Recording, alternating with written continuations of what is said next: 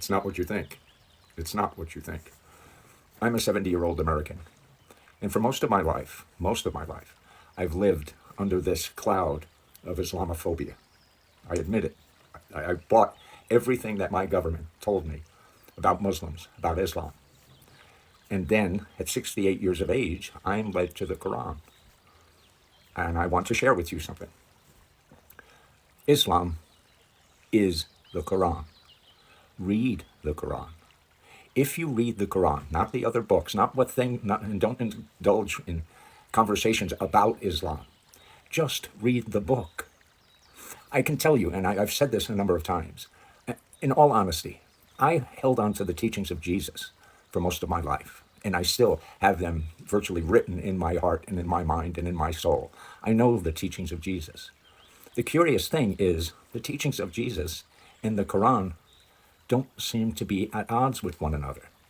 And I know you're going to say, well, what about war and this and that? But the only proof of what I'm saying can be found in reading the Quran in a language you can understand. It's not a big book. It isn't. Read the Quran. Now, this is really was the motivation for this. I had a comment in one of my videos where I'm reading the Quran, and I post it, me reading the Quran, not interpreting it, reading the Quran.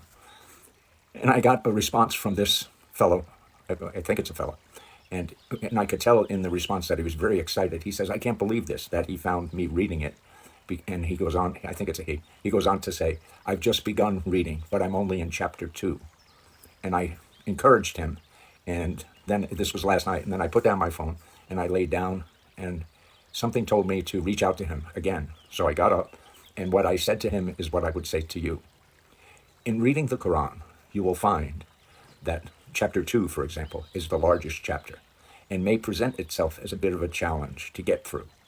And what I said to this fellow was, if he needs encouragement to go, there are 114 chapters, none of them as vast as chapter 2. So I encourage this fellow, go to the back and read forward.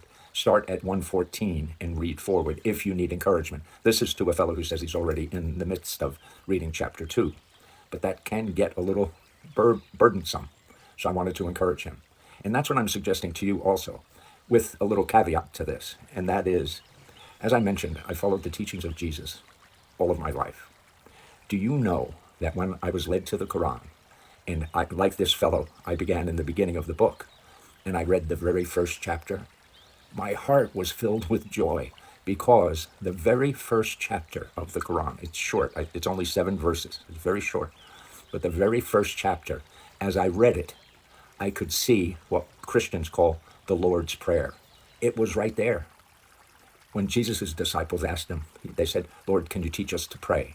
And he goes on, this is in Matthew, I believe. He goes on and he says, don't be like the hypocrites and repetition and that, and do it. Go into your private place and ask God in secret. And what you ask God in secret, God will reward you openly, and pray in this manner. And then he gives what we Christians at the time, what we had been taught is the Lord's Prayer. The beautiful thing is that the sentiments of what Jesus says and how to pray to the Lord God Almighty is virtually the same sentiments. The words are a little different, but I'm telling you, if you know the prayer, Our Father who art in heaven, hallowed, you know that. If you read the first chapter of the Quran, you can't help but see that it is the same. So I want to get us out of the America first.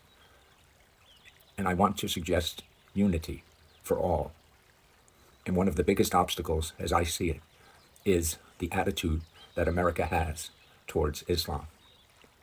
And it's based on the actions of these people who call themselves Muslims. And I guess they are Muslims. But the true Islam is found in the Quran.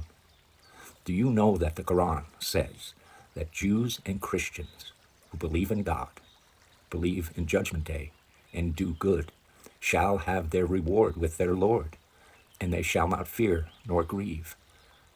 Tell me, does that sound like anything you've been raised with about what Islam is? Please, try reading the book. I think it'll help you get over this Islamophobic, or get through this Islamophobic cloud that America has been under for my whole life. I'm 70. I wish you well. Peace.